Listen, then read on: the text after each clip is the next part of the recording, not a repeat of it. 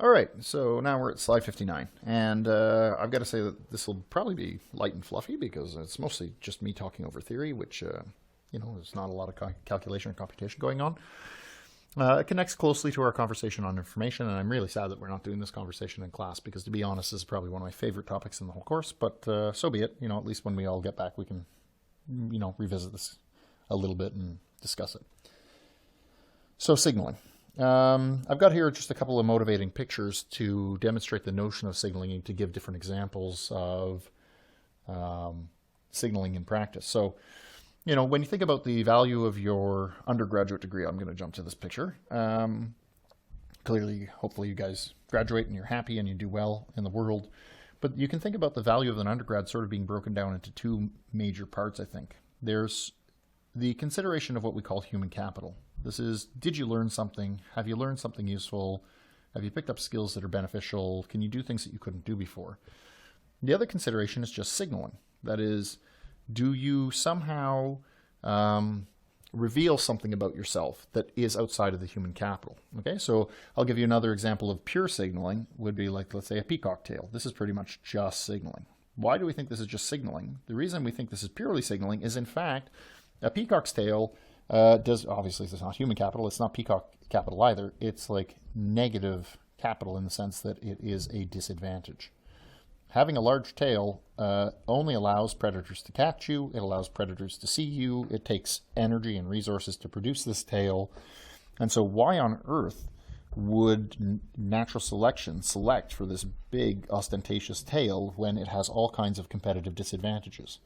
And the answer is, the only bird that can afford to have such a ridiculous tail, and these are a bit ridiculous, is one that must be so quick it can still outrun predators with a cumbersome tail, is so healthy that it can waste energy and time producing and taking care of a large tail. And so when the males are trying to signal to the female that they are a quality specimen for mating, one of the most convincing signals they can have is a large tail, because that tail indicates that they have energy to waste, speed, and all of the characteristics that a female might potentially want their offspring to possess. And so the male will spend a great deal of time getting, this great plumage to indicate their physical fitness and their capacity. And so this is a very important point in signaling in general, and I think unfortunately a lot of students miss this point in the exam, and I really hope you don't miss it, so I'm going to circle it, and I might even go as far as highlighting it. An essential characteristic is that it is a costly signal. That is, for a signal to have value, it must have a cost. And the reason is because we are attempting to separate different individuals. You can imagine a bird without a large tail and another bird without a large tail to start with. And let's say a female bird is trying to select the mate, and she says, which of you are healthy? Are healthy, okay? And so both male birds will say, I am. Neither, they will lie. They have no incentive to tell the truth. Let's say in truth this one is ill. Okay, and so they will both say, I am. This is what we call cheap talk. That is, they will give a signal and say, I am healthy, but it's not, it's cheap in the sense that they've expended nothing in saying it. Minimal effort is got into just saying, I am. So the female bird follows with, prove it. Prove to me that you are healthy. And so the two birds are then in a situation where they try to produce these monstrous tails. This bird, being ill or being physically unfit, is killed by the action. Okay? And so when she says prove it, she'll either only see healthy survivors who actually can sustain this ridiculous tail, or she will see unhealthy survivors who cannot afford to produce the tail, and so there is no proof, and she knows to go after the tail. And hence the tail becomes an attractive characteristic, because the unhealthy survivor attempting to replicate that signal would kill themselves, and therefore the only ones left are either healthy ones that can afford the signal or unhealthy ones who can't. And this allows her to separate, to basically create a division in the population and determine which ones are good and which ones are bad. Signaling is the exact same thing. What we're doing is we're using a costly signal to create a separation of individuals or of investments or what have you to try and resolve what we call an information asymmetry. The information asymmetry in the bird problem is she wants to know who's healthy. The male birds know the answer to that. She doesn't know the answer to that. The male birds do not have the incentive to tell the truth. They would like to lie if they are unhealthy. The truly healthy one is happy to speak the truth.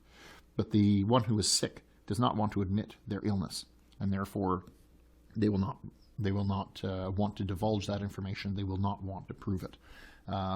You can think about Trump being asked to reveal his tax forms. When people said, "Are you really a billionaire?" and he said, "I don't want to." Might raise some questions about what is truthful and what is not. Okay, so let's go back to the purpose of signaling. What's happening here in the second picture is we could think about this as I'm not trying to pass any judgment here, but there is a notion that if you want to look apart, you want to play a part, then you're going to dress up a certain way. Why? Well, because it is costly to do this. It is expensive. You have to wear a suit. And for those of you who haven't worn a suit, I find them terribly uncomfortable. I was not willing to pay that cost, and that's in part why I'm an academic, because I don't need to wear a suit regularly, just on some occasions. I kind of would prefer to dress like this guy, maybe without the tattoos, because I find it more comfortable. Okay, and so I'm not willing to pay the cost of dressing in a certain form, although it is a signal. If you're willing to put on an uncomfortable suit or be hot in the summertime or spend time, cleaning up your hair or what have you, then that sends a signal to the person who's looking at you that you're willing to expend effort, energy, time, finance, what have you, to create a separation between you and the others and distinguish yourself in some way. Okay, so now we can return to this final picture of your degree. What are we doing when we waste your time in classes? And hopefully it's not a huge waste. I guess you're wasting it at home right now watching YouTube or something like that. But there's two possibilities. The cynic in us says that all education does is signal. Okay, so this is Spence 74. I'm only putting that up there so that you can recognize it if I use that as sort of a placeholder in the exam. You don't need to read that article if you don't want, although it's a nice article. It's an interesting article pertaining to education. And so Spence's argument was the following. If you get an undergraduate degree, what do we know? Okay, so we have two types of people who are going to potentially be job hires. Okay, and so one of them decides to follow the undergrad program. The other one decides to stop at high school, or cégep, let's say. Okay, so what's the difference? Let's assume that there is no human capital gain for the moment. Okay, let's go with just a pure argument of signaling. That's what the Spence paper is after. Is it's saying there could be a value to education even if we learn nothing at all. And the answer is, why would that be the case? Well, because if you're doing an undergrad, you know first off that it costs some money to do that. You've had to delay starting in the workforce, which means you can delay your gratification, obviously. What else do we know? We know that you can tolerate being in a group work, which is popular in business schools and super annoying. You can tolerate groups. We know that you will show up on time. Why? Because if you don't show up on time, you don't pass your exams. So you can show up on time, and you can submit work when it's asked of you, even if it's ridiculous, even stupid work. Okay? What about the high school graduate? What do we know about you? Well, I guess it does. I guess there is a small delay, except the government forced you to take it. So that's not truly there. And so this gratification is not really there. Does it cost anything? No, not, speaking of Quebec, not really. Very small fees. Do you have to tolerate group work? To a limited extent, I guess we could argue yes. But you'll notice that in high schools, there's one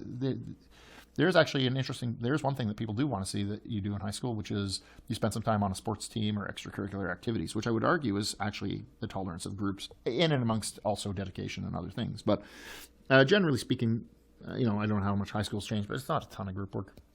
Certainly not long-lived groups. And from my own experience, I would have to say that the group work in university was far, far more painful and annoying.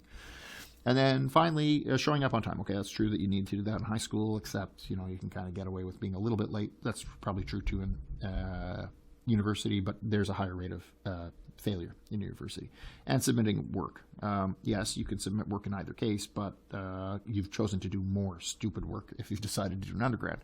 And so an employer looking at this situation, I'll give them a top hat because I'm making the fat guy with his top hat. He's thinking, let's give him a cane, why not? So he's thinking about hiring one of these two people, and what can he say? He can say that I have a candidate here because they possess an undergraduate degree. I don't really need to believe that they've learned anything at all. What they've indicated is that they have some financial resolve, that they can delay their gratification, that they can tolerate group works, that if I give them a job, they will do it no matter how stupid it is, and they'll show up and do it on time, which are characteristics, traits of the individual, which I like, and therefore I would like to hire this person. If I ask the high school graduate, can you delay your gratification? Can you tolerate groups? Can you show up on time? He's going to say yes. But that's cheap talk. If I say, prove it to me, show me that you can tolerate this, it could be the case that the person who chose to stop at high school, the reason they did is the same reason I chose a career where I didn't need to wear a suit.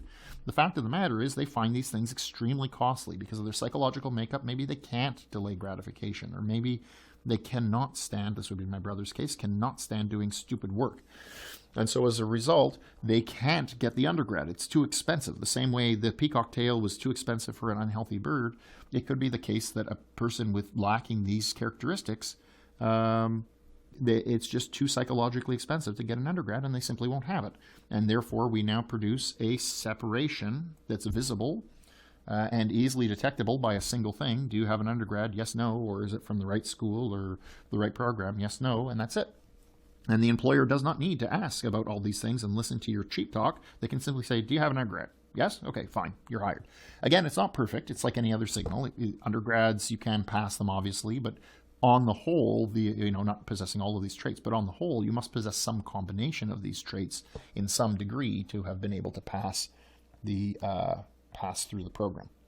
Okay, so we can see that in this case, there's certainly a strong argument to be made that education produces just a signaling component. Now, I'm not completely cynical. Okay, I'm trying to be a little bit optimistic here.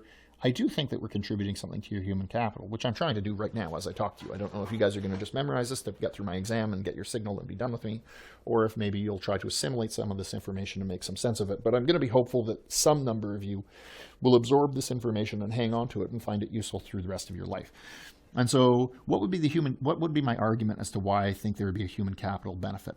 Okay, so let's think about what happens to your salary as you go through your degree if you stop then. Okay, so we're going to have here times 0, and let's assume that you finish in 6 terms. Okay, so if you think about what happens to your salary, the truth is that you could get, if you stopped right now, or if you stopped even before you started, if you never got the degree, you'd have some salary that you could get at least minimum wage, possibly more, depending on your own personal traits and skills and such, but whatever it was, you'd have some salary certainly, and it would be, if you decide to stop halfway through the program, you're probably not going to get very different than that, because no one's going to give you, you only have half a degree. Basically, you're not yet qualified. So your salary would kind of do very little up until the time that you get your degree, and then magically, this is what's supposed to happen. Your salary is supposed to go up. Okay, which is consistent with the signaling argument. This one is just a signaling argument. You have successfully paid the price to get the separation, to get this peacock tail, and you go from not having the tail to having the tail, and your salary goes up. And so there's a signaling benefit. Okay? However, if you think about it as well, the question is, if it's just the signal that matters, if that's all that matters, and you have 2 people going through the program, and they both get the degree, then if the signal is the same, it stands to reason that they get the exact same salary. Is it possible that one of them gets a different amount? Does this occur? And the answer is yes, we see this occur. And what would be the explanation? It can't be attributable to the signal. The signal cannot be the cause. They possess the same signal. So there must be something else about this individual that is allowing them to get a superior salary despite having the same signal. Okay, and so this is where I argue human capital fits in. It could be that it's personal traits. Okay, I will have to acknowledge that maybe this person's just more charismatic. They have a nice smile. This guy's a grumpy face. Okay, so it could be that. I can't refute that. But it's either a combination of personal traits, or I'm a believer, I can't prove this, but I'm a believer that human capital actually contributes. That what happens is that you go into the interview process, they ask you questions, and they decide, did you get just the signal, and that's as far as you got, or did you get some human capital? And the reason that I would say that, you can see that the variation here shows us that there's a human capital consideration. But if you think about, let's say, what your knowledge was doing over your term, over time, right? It should have been doing something like this, like you're steadily learning. Then you take my class. Hopefully you learn a lot there, tongue in cheek. But you should have been learning, and then when you get to the end, it probably actually learns a lot more after you leave us, to be honest. You're going to pick up some stuff in the real world, which is going to be very different. But hopefully we've added some knowledge, and I'm going to argue not all students pick up knowledge at the same rate. Some pick up like this, and some pick up like this. And that the reason that we're seeing certain salary points when it's completed is because this individual has picked up more knowledge and therefore gets the higher salary than, let's say, these individuals. And I think I've got some evidence to that, because you can look at, let's say, Kenneth Wood students who tend to perform quite a bit better than the average student in terms of their performance on the job market later. And yes, certainly they have an additional signal because their degree possesses, their degree also possesses the Kenneth Wood qualifier. But there's something above and beyond that as well. Even amongst Kenneth Wood students, there's variation in the quality of the jobs and the salary that they get. And the ones that have done very well in terms of learning a lot tend to get the highest salary premium. Okay? So why do we care about this? Well, obviously, we can now, you guys might personally care about the signaling consideration for your own job prospects and that kind of thing. And maybe now you're beginning to realize that human capital has some value. But even if you disagree with me on that, you also have to still be ready for the fact that I'm going to apply this in some sense into the course. So, just you want to get your signal, you're going to have to get past me and answer a couple of questions on this. For a fund manager, we can talk about how signaling can be used, maybe as a corporate manager, I should say. A corporate manager might use signaling to try and help reduce, let's say, the cost of capital. So we see situations that we talk about where I'm reviewing a paper right now, actually, that's looking at corporate social responsibility and its influence on default rates. Okay, which in turn would influence your cost of capital, right? Because if you are less likely to default or more likely to default, then your debt costs will be different, and that in turn would have an impact on what your financing costs, even in the equity class, would be. And so this paper that I'm looking at presently that I've been asked to review is looking at, does corporate social responsibility, their argument, and I'm not convinced yet, their argument is that CSR reduces default rates. And if that's true, then that would reduce the cost of capital. Okay, I'm not sure I follow their argument on CSR specifically. They have some problems with their statistics. But what I could say that would be probably more convincing is good governance, good corporate governance measures. You could think back to Fina 395 here and think about, how you structure your board, how you compensate your management team. Could this reduce or modify your default rates? Yes. Could that reduce your cost of capital? Yes. And so if you can signal your good governance, what should happen is it should be the case that you can command a lower cost of capital. Okay. So even before just when you start the company and you set up your corporate charter, if you include good corporate governance measures into it, then it will reduce the cost of capital. Okay. All right. So I think I'm good with this slide. I think we can proceed to the next. So this is actually one of the articles, which if you've not read it yet, maybe since we are doing this all online anyway, what I'd say is pause the lecture here, take a break. Please read the intro of the article. This one is the Kremers Pedigisto RFS 2009. Please read the intro. Please read the conclusion. Okay, just that is adequate, and then you can come back and follow this conversation on the slide.